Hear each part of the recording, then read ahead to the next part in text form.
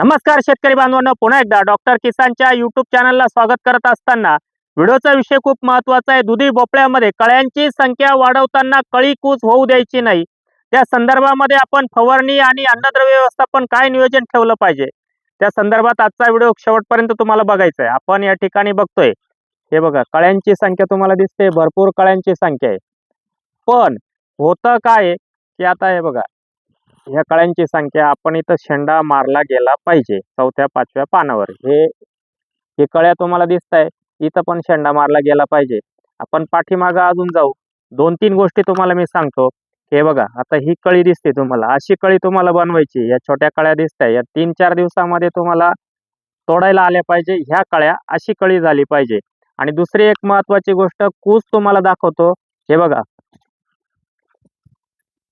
ही जी कूज आहे, ही कूज तुम्हाला थांबवायची।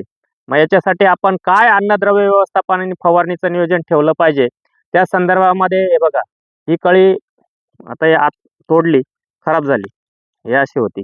मग हे होऊ द्यायचं नाही, त्याच्यासाठी 2 फवारण्या खूप महत्त्वाच्या आहेत। ती पहिली फवारणी आहे, पहिल्या फवारणीमध्ये तुम्हाला घ्यायचंय, पहिल्या फवारणीमध्ये तुम्हाला त्या ठिकाणी फवारणी घ्यायची आहे।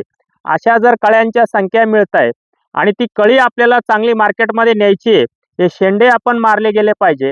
आणि त्याच्यासाठी 2 फवारण्या सांगत असताना, पहिली फवारणी मॅक्सवेल फिनिक्स हायटेकचा 250 मिली, कुमानेल 500 मिली, रोको 200 ग्रॅम, ही फवारणी झाली। आता एवढ्या चांगल्या कळ्या दिसत आहे, हे बघा, बघितलं तुम्ही, अशी कळी बनवायची आहे, ही उद्या तोडायला आली पाहिजे। आणि असा प्रकार झाला नाही पाहिजे, हा प्रकार झाला नाही पाहिजे। त्यासाठी मॅक्सवेल 250 मिली, कुमानेल 500 मिली, रोको 200 ग्रॅम। त्याच दरम्यान जमिनीच्या माध्यमातून एकरी 1 लिटर हॅपी न्यूज, 5 किलो 06020 आणि 500 ग्रॅम बोरान हे अन्नद्रव्य व्यवस्थापन करून घ्यायचं। त्यानंतर पुढची फवारणी तुम्हाला करायची 3 दिवसाच्या गॅपने, 3 दिवसाच्या गॅपने फवारणी करायची। शेंडे जर मारून घेतले तर खूप चांगला फायदा तुम्हाला होईल आणि कळ्यांची संख्या आपल्याला मिळते। मग हॅपी न्यूज आपण दिलं, अन्नद्रव्य व्यवस्थापन मध्ये 06020 बोरान दिलं, त्यानंतर आपल्याला अशा कळ्या दिसत आहे, बघा कळ्यांची संख्या बघा, इथं आपल्याला कूज होऊ द्यायची नाही। प्रिव्हेंटिव्ह मध्ये मॅक्सवेल कुमानेल रोकोचा स्प्रे दिला, त्यानंतर आपल्याला एक चांगला स्प्रे करत असताना त्या ठिकाणी 4 दिवसाने मिरॅविस ड्यू 100 मिली, ओरिंडिस अल्ट्रा 140 मिली आणि त्याच्यासोबत सिमोडिस 200 मिली, थोडा महागडा स्प्रे होईल, तिन्ही एकत्र घ्यायचंय। डावणी असेल, भुरी असेल, करपा असेल, या सगळ्यांचं नियंत्रण तुम्हाला प्रिव्हेंटिव्ह मध्ये पुढच्या 12 ते 15 दिवस कुठली फवारणी त्या ठिकाणी करायची गरज येणार नाही। आणि ह्या ज्या कळ्या मिळतात, याचं उत्पादन आपल्याला जास्तीत जास्त मिळवायचं आहे।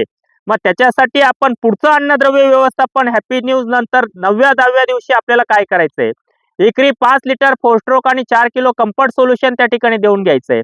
ते दिल्यानंतर पुढची फवारणी ओरिंडिस अल्ट्रा, मिरॅविस ड्यू आणि सिमोडिस या 3 म्हणजे 2 बुरशीनाशक आणि 1 कीटकनाशक एकत्र घेऊन आपण त्या ठिकाणी फवारणी केली।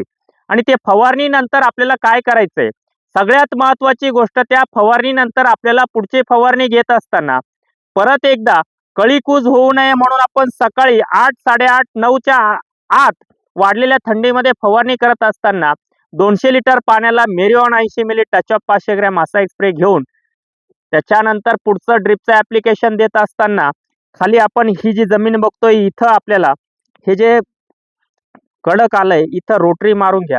तणनाशकचा वापर आपण या ठिकाणी केलेला आहे, तणनाशकचा वापर आपण या ठिकाणी केला।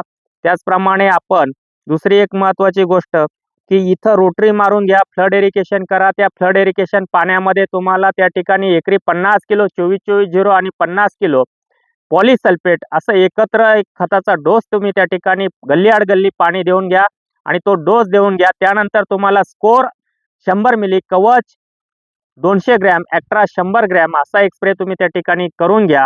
आणि सातत्याने दुधी भोपळा म्हणजे दुभती म्हैस असते, जसं आपण आपल्या गोठ्यामध्ये काम करत असतो की जेणेकरून आपल्याला सकाळी त्या ठिकाणी दूध काढायचंय, त्यानंतर शेण गोमूत्र गोठा साफ करायचा आहे, परत दुपारी त्यांना चारा पाणी द्यायचं आहे, तसंच दुधी भोपळ्यामध्ये सातत्याने काम जर तुम्ही करत राहिले तर सातत्याने डेलीचं उत्पादन तुम्हाला त्या ठिकाणी मिळू शकतं।